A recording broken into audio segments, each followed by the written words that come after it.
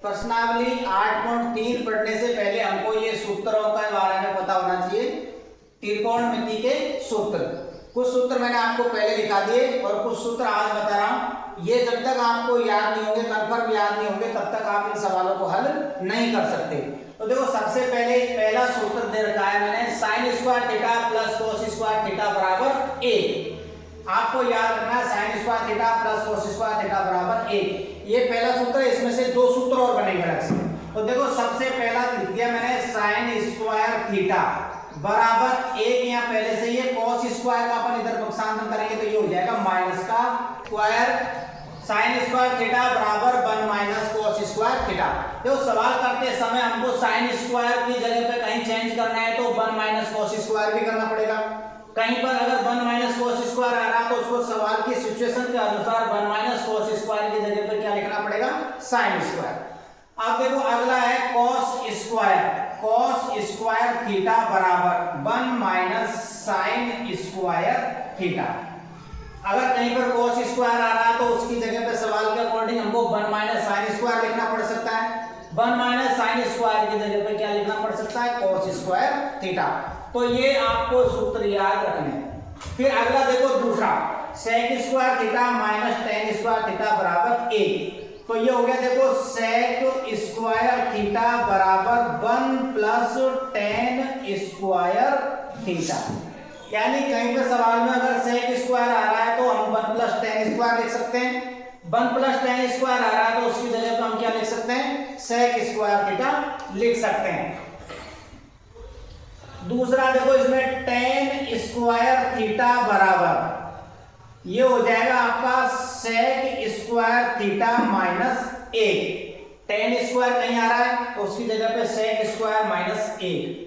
Sec square minus एक आ रहा था, उसकी जगह पर हम क्या लिख सकते हैं, टेन स्क्वायर थीटा। इस प्रकार देखो, अगला cosec square theta minus cot square theta बराबर एक। कोसेक स्क्वायर थीटा बराबर 1 प्लस कोट स्क्वायर थीटा। ऐसे ही देखो, अगला है देखो आपका कोट स्क्वायर थीटा बराबर cosec COSEC cosec square theta minus A. यानी सेक स्क्वायर की जगह हम 1 प्लस कोट स्क्वायर लिख सकते हैं, 1 प्लस कोट की जगह पे कोसेक स्क्वायर लिख सकते हैं। इसी प्रकार कोट स्क्वायर के बराबर कोसेक स्क्वायर माइनस एक, कोसेक स्क्वायर माइनस एक की जगह पे कोट स्क्वायर थीटा। देखो, ये सारे सूत्र आपको याद रखने हैं। ये मैंने आपको पहले दिखा दिए, दोबारा दिखा रहा हूं। टेन थीटा बराबर होता है आपका साइन थीटा बटे में कोस थीटा। कई जगह पे हमको टेन को साइन कोस में बदलना है तो टेन की जगह पे आपको साइन बटे में कोस लिखना पड़ेगा। इसी प्रकार देखो, कोट थीटा, कोट थीटा बराबर होता है कोस थीटा बटे में साइन थीटा। एक है आपका सेक थीटा। सेक थीटा बराबर अपन लिख सकते हैं 1 बटे में cos theta. Cosec COSEC cosec theta बराबर 1 बटे साइन थीटा। मैंने आपको बताया था सेक का उल्टा कोस, कोस का उल्टा सेक। कोस की जगह पे क्या लिख सकते हैं, कोस थीटा बराबर 1 बटे में सेक थीटा।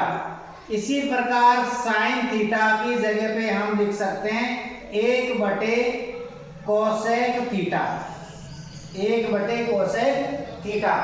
ये आपके सूत्र हैं, इनको आपको याद रखना है, इनके बिना आपके सवाल नहीं होंगे। ये सारे सवाल 8.3 के लिए बहुत अनिवार्य है।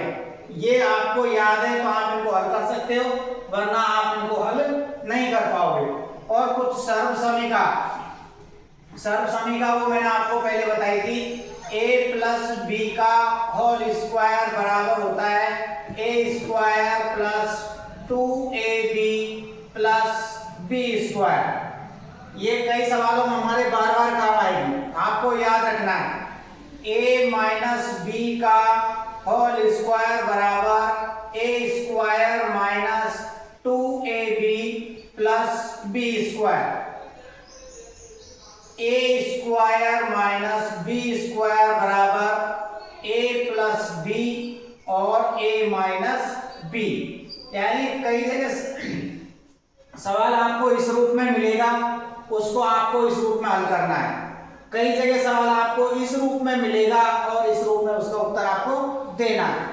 इसी प्रकार अगली शर्त समीकरण भी है a माइनस बी का होल स्क्वायर, दोनों समान है, केवल प्लस और माइनस का अंतर है आपका।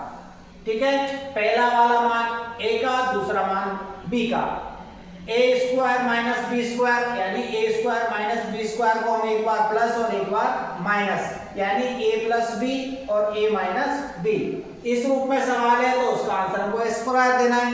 इस प्रकार का सवाल है तो आपको उत्तर इस प्रकार से देना है। ये सारे सवाल सूत्र हैं जो आपको इस त्रिकोणमिति में याद रखने हैं। त्रिकोणमिति के ये जो सवाल हल करने हैं उनके लिए बहुत जरूरी है। और जो आपकी 8.3 प्रश्नावली है उसमें से आपकी बोर्ड परीक्षा में बड़ा सवाल आता है, तो बड़ा सवाल आता है तो ये हमको सारे सूत्र याद होना जरूरी है। अगर ये सूत्र याद नहीं है तो हम बड़े सवाल को हल नहीं कर पाएंगे, क्योंकि बोर्ड के लिए बहुत महत्वपूर्ण है। बोर्ड परीक्षा के लिए ये प्रश्नावली बहुत महत्वपूर्ण है, बड़ा सवाल आता है और ज्यादा अंकों की प्रश्नावली है तो इसको फोकस करना बहुत जरूरी है।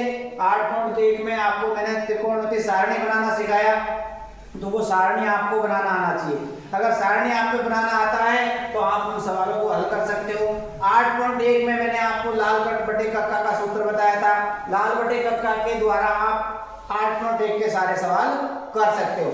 आप इन सवाल सूत्रों को अच्छे से याद करना।